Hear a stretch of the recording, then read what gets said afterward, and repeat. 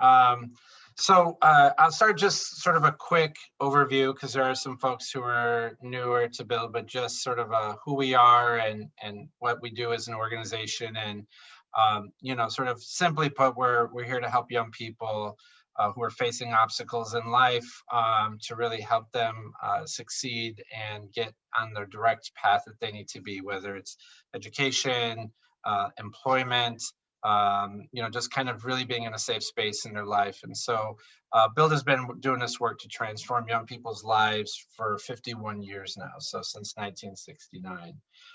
The way that we think about our work, on the right-hand side is in the purple are our core programs, our intervention, prevention, education work. And then we surround that core work with enrichment programs and enrichment services, along with clinical and community wellness services. And I'll get into those in a little bit. How do youth come to Build? A variety of ways you'll see on your right. I think oftentimes, as we always say, is that youth vote with their feet. And so young people show up because they're connected to the people who work here. They love the programming that's happening. Or sometimes they're here because they've been asked to be here, whether by a parent or they have a mandate to be here by the courts or police. So a lot of different ways that young people will come to Build. Our intervention work started in 1969. This is one of the first street gang intervention programs in the city and continues through today. There is street outreach. They do a lot of work inside schools as well. And typically, young people will either be gang involved or justice involved, and our team works with them to navigate through the systems, can get back in school, and then finding out what that next best place for them is beyond high school. So whether it's college or a career. And, the biggest thing I think around our team, on the intervention team, is that these are men and women who have been there and done that, if you will. They've lived a life. Some have been incarcerated. And what they've learned over their time is that this is obviously not the right path to go. And so these are trusted messengers to young people. And I think that they have a great way of connecting with them and building trust. And trust building to work with young people who are at the greatest risk, whether they are the greatest risk of being shot or getting locked up. There's a language and a way that they're able to connect with them to instill trust and then build a relationship from that. Our prevention work is really centered around after school programs. And we see that we have school-based programs that are for young people from first grade through 8th grade. We actually have a teen center here on site at Build at 5100. All things prevention, life skills development, arts, recreation, field trips during days that the young people are not in school. So winter break, spring break, summer, we actually do full day programming with them. Our education work is centered around helping young people navigate that college pathway, right? From college exploration to SAT, ACT prep. What do I need to take in high school to kind of make sure, my grades and the courses I've taken might put me on the right path for what I want to study when I graduate. It's also helping parents navigate that system as well and getting through that process successfully. Our enrichment programs, again, as I mentioned earlier, just sort of all the fun things that we do: arts, music, gardening, sports, things that are sometimes as hooks to get young people in the door. Also, we've expanded on programs because young people have expressed interest in various things. And so we find ways to try to bring these programs or opportunities online for them. Our clinical and community wellness has been one of our programs, departments that's actually had some of the most significant growth.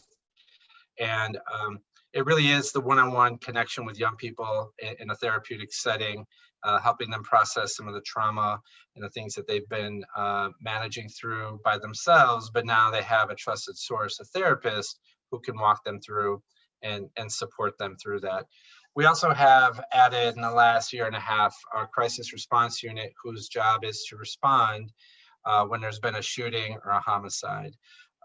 It's really difficult work, obviously, to meet with a family who's suffered a great loss and walk them through the process from the hospital to the morgue to funeral arrangements and oftentimes relocation as needed. So that's our crisis response teams. So what have we been up to? This is sort of the second quarter that we're reporting back on. We're part of a collaboration called Austin Has the Mic with Westside Health Authority, Austin Talks, and it really is about using our podcast studio and our podcast station to record authentic stories of residents, young people, adults who live in Austin, so a way to capture stories. We celebrate Hispanic Heritage Month in October with La Mesa Latina, and that is bringing together Latino leaders from across the city around a variety of different industries to share what their legacy is. And it's a conversation with young people, not so much tell me what's wrong with your community, more so let me tell you how important legacy is, how I got to where I'm at today, successes, failures, learnings. Under normal circumstances, it would be in person. ABC7 hosts us in their studios. So we sit down over a catered lunch. And so it's a great way for folks to come together and engage one-on-one with young people as we're asking questions and they're sharing their stories.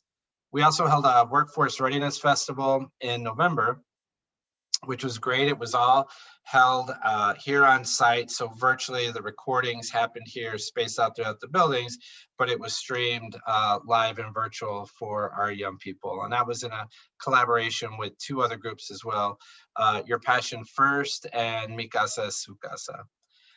We've held a variety of winter programs that were virtual. And then in the right bottom left corner, we had our spooky campus for Halloween. And sadly, we did not get to have the in-person trick-or-treating we were hoping for, but the campus creativity and everything that went into it from kids and volunteer groups and staff was really great and on display. We're grateful also this time we had this RSM coat drive and holiday giving. It was very successful, as you can see here from the number of coats, the gifts that were given. We're very grateful to all those who contributed financially or dropped off a gift or a coat. All these went to our families in need. And it was a great way to serve the community and have people feel special. And normally under a holiday giving program, we would specifically, again, have everyone together. We've done it typically at Austin Town Hall. We share a big meal. The associate board plays an integral role in the fundraising part of this as well. And gingerbread making contest, just it's a lot of fun, and singing, and Santa's there. But we did a drive-in and it was cold that day. But Santa was there and kids got to jump out and quickly take a photo with Santa, pick up their gifts, and that's how we did distribution this year. So it was fun. We also held our first virtual sip and paint. We always do a series of sip and paints prior to our upcoming art shows. And our first one sold out and we were able to, it was Frida was the theme. And you get the sense of, what that's like to do a virtual sip and paint. It was a lot of fun. You get to sip at home at your leisure. You don't have to worry about driving home after you sipped too much and painted too little, right? So it was a good time. Lots of great pieces of art that were displayed. So it was a lot of fun. So what's been growing? What's been happening? Our Humboldt Park office, which is at on North Avenue in Spalding, has officially opened. We've been providing in-person services while we've been able to, and that is for mental health services. We're super excited about launching a mobile mental health. Yep. Is there a question? Nope. We're super excited about launching our mobile mental health van. We are in the process of purchasing that, but the idea behind it is that we have similar to like an airport shuttle that will work in the neighborhood and drive up on a specific block and be able to have people step onto the bus and receive some triage treatment along with resources or other items they might need, and connect to other appropriate services within the neighborhood if it makes sense. I know that Deputy Chief Cato of Area 4 is really excited about this and wants us to be a 24/7 unit and to be everywhere throughout the city. But that's not sort of the plan that we have at the moment. We will specifically target Austin and have a schedule of locations that we'll be at. So we're excited to launch that. We just had our first meeting of the Austin Mental Health Collaborative. We wanted to bring together all of the mental health providers in the community for a variety of reasons. First, to know what is the inventory in the community. How many therapists are there? How many slots are available to take on clients? And also wanting to kind of think through what are the systems of referral? How do we, if we're not able to serve because we have a wait list, who can we pick up and call who might have some openings to serve young people or adults? And also knowing what the variety of mental health services are. So we're excited to get that launched with community folks, mental health providers here. What else are we working on? We are doing work with JISC. It is the Juvenile Intervention and Support Center. And the idea behind JISC and the way that it is being led, it's being co-led by the Department of Family Support Services and Lawndale Christian Legal Center. And the idea is that when a young person arrives at the JISC, there is a lawyer there present from Lawndale Legal and a nonprofit provider, which we are one of them. And we will be there to provide support to the young person, engage them in services. It really is meant to be a better space as young people might be arrested and picked up by the police, and that there is a direct connection to an opportunity for services there. We're also working with Area 4 across with other providers across the city on custom notifications. I'm not sure if many people know what custom notifications are, but essentially the police have identified people that might be potential victims of violence, or they themselves might commit an act of violence based on the police intelligence that they have. And so a custom notification means a police officer arrives at the door to essentially tell the person they're informing that there's concern for their safety. What they've done more recently is to make sure that a nonprofit provider is with them. There's some systems things that they're working on to change so that when the officer arrives at the door, the nonprofit provider arrives with them. And basically it's an opportunity for the nonprofit organization to engage this person with, and here are some ways that we might help. You know, what are the things that you need? What is your household struggling with? What are you having some challenges with, right? And so it's not so much as a cold call to say, hey, change your life around or else. This is, we're concerned. These are the folks who can help provide services to you. And so we're partnering with the police on that. The CPS Whole School Safety Project, we're one of 5 organizations awarded that. And that is, our work is to engage community and voices around, should there be, what does it look like to have a school be safe inside? Is it police officers? You know, who are the folks needed inside? What does it mean when a school thinks about safety in a holistic way? So we are on the ground to help get the information from young people, from families, and then share that information with CPS so they can help inform and make good decisions about safety within the school.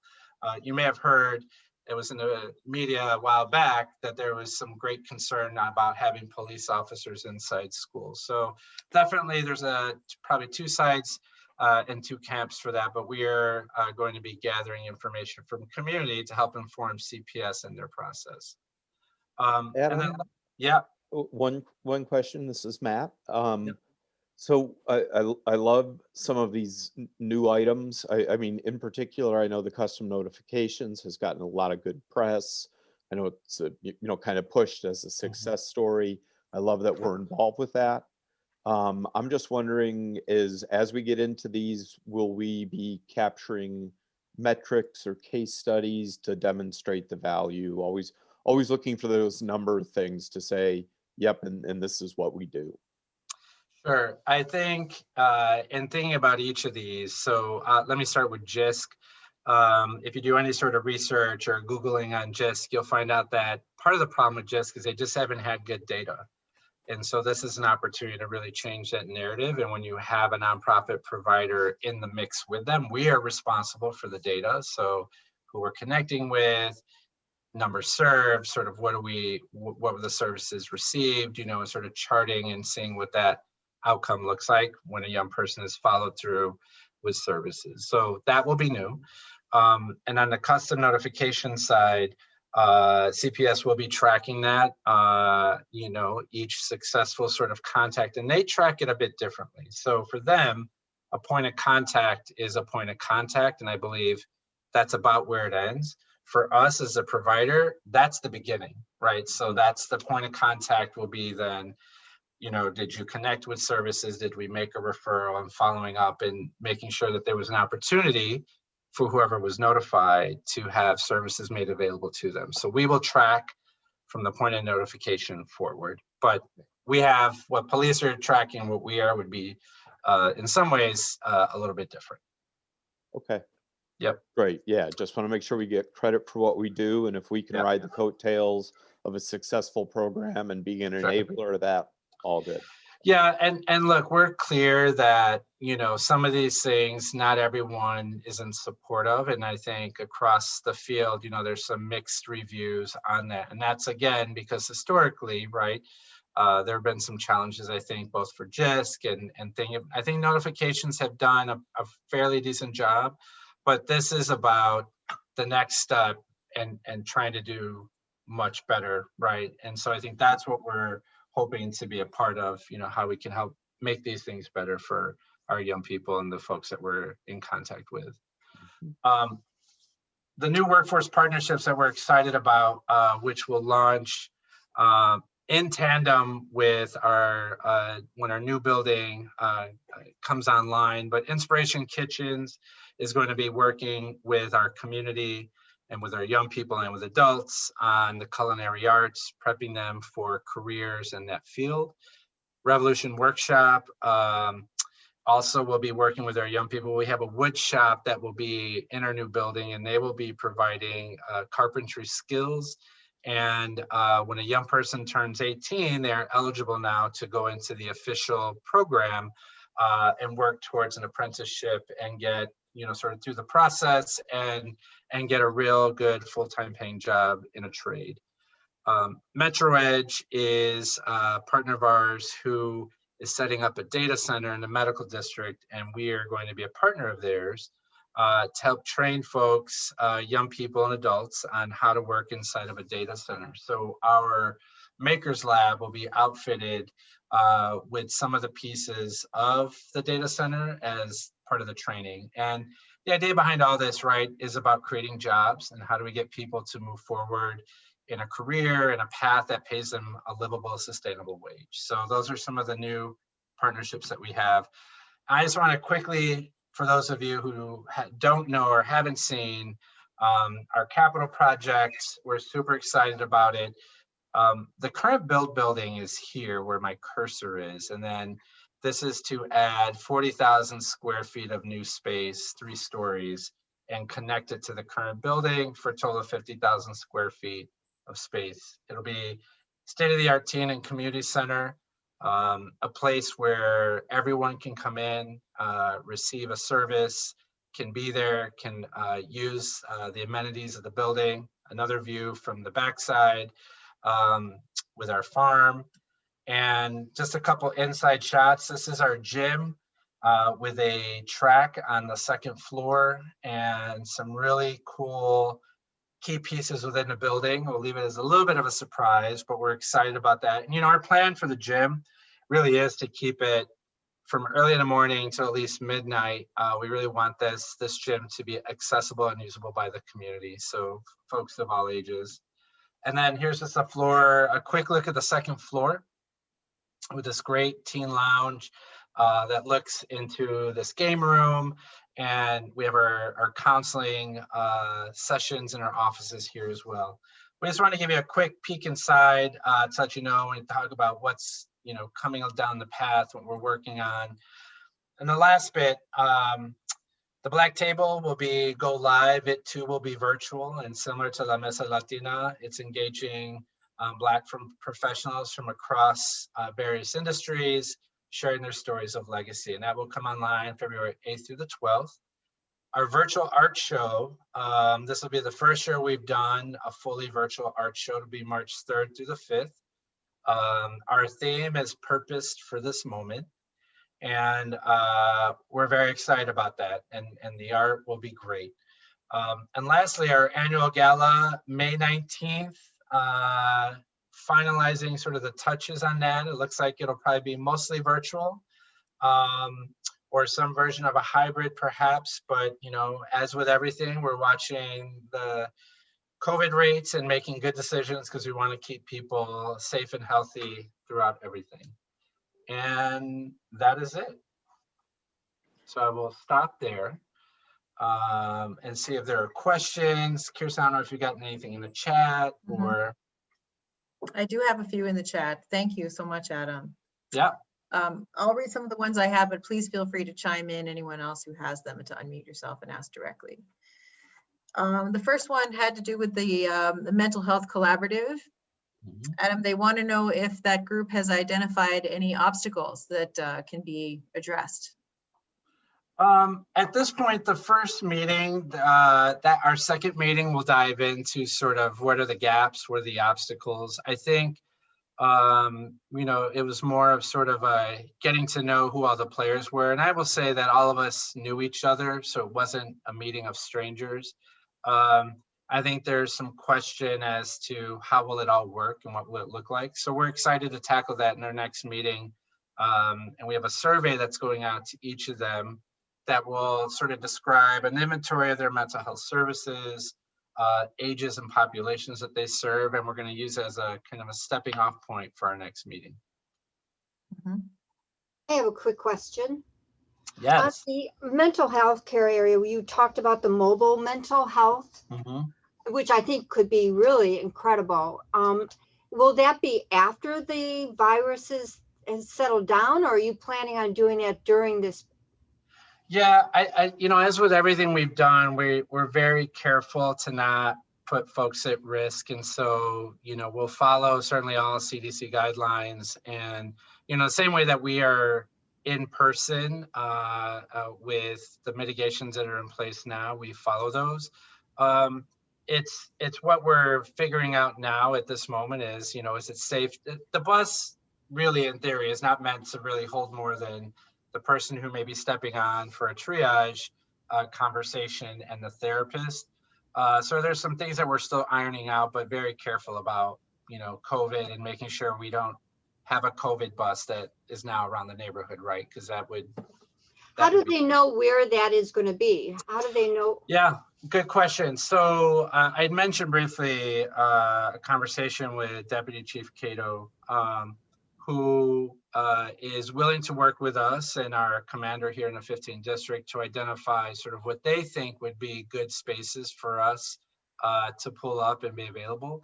They also mentioned that oftentimes they will get walk-ins to the police department there in Madison, and they're really not a police issue. It's more of a mental health issue. So we've been offered the opportunity to park right in front of the police station or in the parking lot and be available, so that if there was someone who walked in and it was more appropriate for us to manage that situation, we would be there on site. Part of the mental health collaborative also is to talk through, the opportunity to have lots of the mental health organizations do ride-alongs, right? So it could be that many of these folks could take a turn, right? And we provide the bus, we can have the driver, and really have different organizations, be on the bus and do some work. I suspect, and what we all suspect, is that the summer is really probably going to be a very busy time for us. And so a lot of the planning now is really sort of prepping for summer. And then as the weather gets better and we start to see the rates of COVID decrease, we'll sort of dictate where we will wind up. But so we're excited about the potential. That's awesome. Thank you. Wasn't there also some idea that it might deploy with crisis response sometimes? Sure. And, there's absolutely that. I'll tell you that, one of the things we've heard multiple times is that, when there is a shooting in the neighborhood, obviously there's the victim and the victim's family, but oftentimes there are children who have witnessed this traumatic event. And because the scurry of what's imminent right now in that moment is managing the situation, you have kids who've witnessed this from a window or from their door, and no one's talking to them, right? They've experienced this horrible, tragic situation, whether they're part of that family or not, and they don't really get the support they need. So the thinking is that you provide this mobile mental health that might show up, a few days later to a week later, and be there as sort of a triage again for anyone who's just sort of processing what they saw, can do that, sort of privately on the bus with a therapist. That the bus at this point isn't really supposed to be the place to get mental health regular treatment, right? It's meant to triage and then get that person connected to, whether it's our services or another mental health provider. It really is meant to connect them. But at the end of the day, I think we're gonna learn a lot through this, getting out in the neighborhood and seeing what the need is, and we'll learn a lot and take it from there and sort of adapt as we see fit. Adam, I have a question Sure. for you. Can you fill us in as to what's going on in the neighborhood regarding COVID vaccinations? It's a high-risk area. Are we involved? Are the kids getting, or will they be scheduled to get inoculations? What about our employees and things of that nature, please? Well, I will tell you that, as the state has rolled out its plan, and when and who's ready and next in line, they just added social workers to that line. And I'm actually pleased to report that Loretto Hospital, which we are 2.5 blocks east of, on Harrison and Central is where they're located. We are actually have about 30 of us who are going to get the first vaccine. Great. So it literally was really from one day to the next that we were able to find out and then get appointments. So we're excited for that. We have offered up our building as a space as the rollout continues. If they need a space to have drive up and vaccinate folks, we have that parking lot, right, that you could do that, the building itself. So we want to be participatory in whatever way we can to help get, as many vaccines in people's arms as is the case, and make sure that our community members, have that availability to them. So that's where we're at with the vaccine and sort of what our hope is and what we're offering ourselves up as a role. Okay, thank you. Yep. I have another question from the chat Yep. about what is CPS like to work with on school safety? Are they resistant or are they good partners so far? No, I wouldn't say there's any resistance. This wouldn't, if there was, I don't think they would have issued this RFP to really do a closer examination. I think it, and some of the principals I've spoken to, they really love their security guards who were there and have a great partnership and relationship with them. And then, you hear other instances where they would prefer not to have, officers or off-duty officers in the building. And so like I said, I think there's definitely sort of two camps in thinking about it.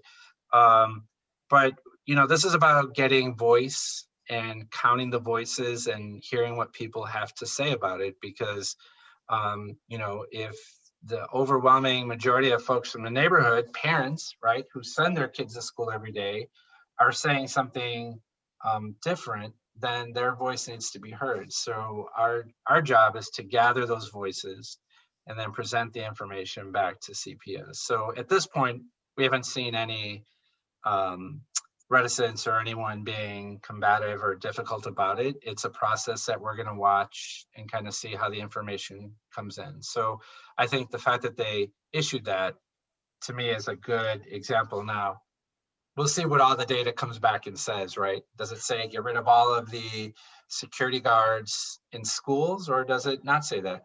And let me just add this, just from the work that Bill has done over the number of years, we've served in many capacities in schools as restorative justice practitioners.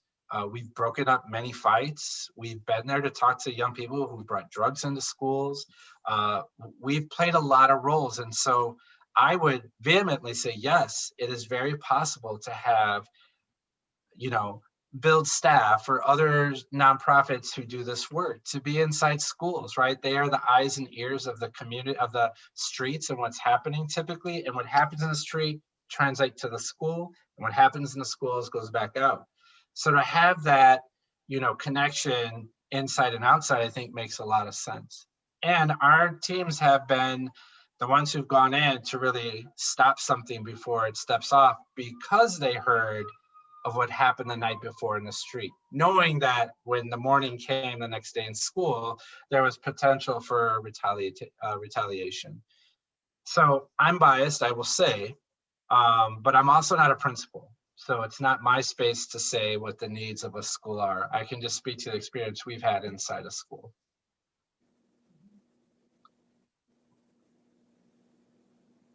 Any other questions, Kirsten, that you have from folks? I have one more, who's wondered, do the young people ever push back against Build working with the police? Very good question. At times, yes. I think there are young people who question, what does it mean? What are you doing with the police exactly? And I know that our team is very careful to navigate and to be clear that we are not there to, what's shared in confidence to any of our mentors or a therapist stays in that space exactly. We're not trying to pump kids for information and feed that over to the police. That's never been our intention and never will. And then I think there's the question of, I didn't think that you could see police in a different light. And when I talked about the podcasting episode 7, it's a story that I share is kind of a way to think about it when, a police officer engaging in a conversation with a young person in a new light, and you have sort of the certainly the aha moment, I think, on the police officer side, but also showing the young person there's a different side and a way to think about law enforcement, or specifically that police officer. So I think there's education and learning potential on both sides, but we're not, let me be clear that we know it's a fine line that we walk because of the tension between police and community and police and young people. And so we keep that at the helm of the work that we do, as we're closely with JISC and again with custom notifications. Another question, they want to know if you'll be contributing any art to the art show, Adam. I will, yes, my plan is, when I was younger, I actually thought I would just do art, and then somehow I realized it would never happen, so I sort of put it aside. But art is probably the therapeutic side for me, and when I really get a chance to do art, I do it. So I hope to have a piece to contribute. We'll see if anyone bids on it, though. Hey, Kirsten, I have a question. Yeah. It's John Backler. After a successful capital campaign and all the construction's done and all the staff is in place, besides that which you currently plan, what might that enable us to do over the next 5 years that we can only dream about today? Oh, good question. So I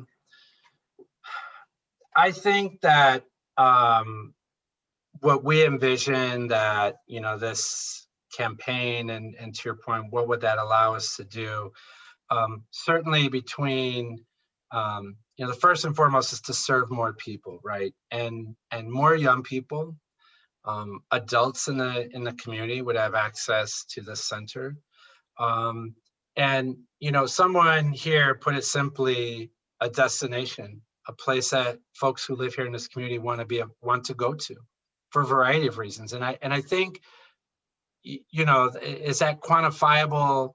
Perhaps, but I think that speaks to providing the space that really draws people in, whether it's for a service, whether it's a safe place where I can walk on the track or I can use the gym. And I would say that this campaign is really, as we can envision it sitting here, as we're prepping for that. But I think we're going to learn a lot, John, in what that really means for a community, for our young people. It will by all means allow us to have a whole workforce component that we currently don't have, as I mentioned earlier. And it really is going to be a space for families to not only feel welcomed, but this is theirs, right? This isn't just a building that only certain people can come in. This is your community hub. This is for you to come in, talk with your neighbors. This is for you to come and use one of the rooms to celebrate a birthday, right? This is a place for you to hold your community meetings, to bring block clubs together. I mean, when you really think about what this, I always talk about it as like this beehive, right? There's just all this goodness that's coming in, and the honey that's left behind is all the great things that from a variety of nonprofits, from a variety of people who are there, provide to the community, and that the community owns it, and that they feel a sense of pride and ownership. And here's this great space that we have for our young people, for us as residents here. So that may not quite answer, John, to your exact point, but I think we're going to really realize once we're up, what this potential is. But I know what the dream is, which is to really be that space that just speaks volumes to residents who are here, and that it's open, that I'm welcome to come in. I can get a cup of coffee in the cafe. I can talk about, things that have interested me. I can see a therapist. I can shoot pool. I can work out, right? All sort of in a single space. And Build isn't the only person in there, right? We are not the only provider of services there, right? So it's building community with our partners here in the neighborhood. It's finding other ways to bring great opportunities to community. So rather than saying, gee, we always wanted to have that program they have in Philadelphia, but we couldn't afford it, this sounds like our dream is an organic bringing together of the community and then taking it in places that we just can't imagine today, but will become opportunities for us. Absolutely. Yeah, I think that's very well put. I've heard builders say over and over again that, it takes a village to raise a child, and one way or another, that village is going to raise the child. And so you want the village to be as warm and loving and encouraging and supportive as it possibly can be. And I think that I've heard someone say that they pictured the new Build campus to be almost like the town square for that village. They want it to be the center of it. Yeah. And I like that image. That's what I think about. Great, thank you. Yeah. There was one thing that really impressed me that Adam brought up a while back when he first met with the people in the neighborhood. They asked, will there be a place for us to walk? And this really hit me real hard, because there is no place for the people in the neighborhood to walk. They can't go out and take the dog for a walk after dinner. It's not safe. But we're going to provide a walking track for them and a physical fitness room. And this is something, it's nothing astounding, but it really touched my heart when I thought about the neighborhood people being able to go out and just walk and get a little exercise. And believe me, it's a tough neighborhood there. I grew up there. It wasn't tough when I grew up there, but when you go there, you don't see people walking the street. And if you do, you get the hell out fast. Yeah, thanks, Bud, for sharing that. And I will say that, I think that struck me also, that, and the follow-up to that was, can we learn how to use the computer, right? And these are from, our seniors in the neighborhood. And I appreciate that because, apart from wanting this, as I say, for our babies, they want it, how can they partake in it as well, right? This is really meant to be for the neighborhood. And when you think about just, again, as I said, like this sort of beehive of activity, but it's also a place, honestly, for young people.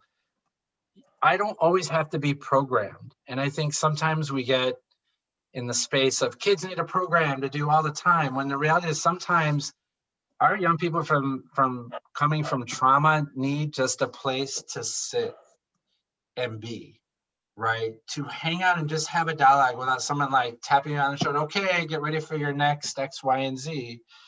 Because the act of just sitting in communion with my peers and laughing and not having anything to do is a critical piece of just normal youth development. And I think sometimes we forget that, and we assume program the hell out of kids, right? Fill them up with everything, but filling them up with everything means giving them that space and time to sit there. And I share that because when we first opened the teen center here, back in 2015, and we had young people from the South Side, from Phillips High School, and that's Fuller Park, Bronzeville, took the train and then a bus to get here. And it almost made me cry to hear them say, we just want to sit on the couch in the space that's made for us, because we had to sit and act differently on the train so that we would not be beat up, so that I looked tough. And so for them to come and just let their guard down to be in a space where they don't have to feel threatened. I mean, it's shameful that we have young people who can't experience that, whether at home or in the neighborhood. They just don't have a safe space. So if nothing more, I think I take it all the way back down to sort of the basics of this place has so many cool nooks and crannies and places for people to be, whether in a cafe or outside or on the second floor or somewhere else, or outdoor in a play field or in the Iris. So many places for people just to take it in without feeling, and having that be a part of everything that they get to experience. And so I'm excited that this will continue to provide that as a space for young people. Mhm. And you can't put a price tag on that. I mean, that's. Thank you everyone so much for coming. We said we would keep you at 45. So we appreciate your time.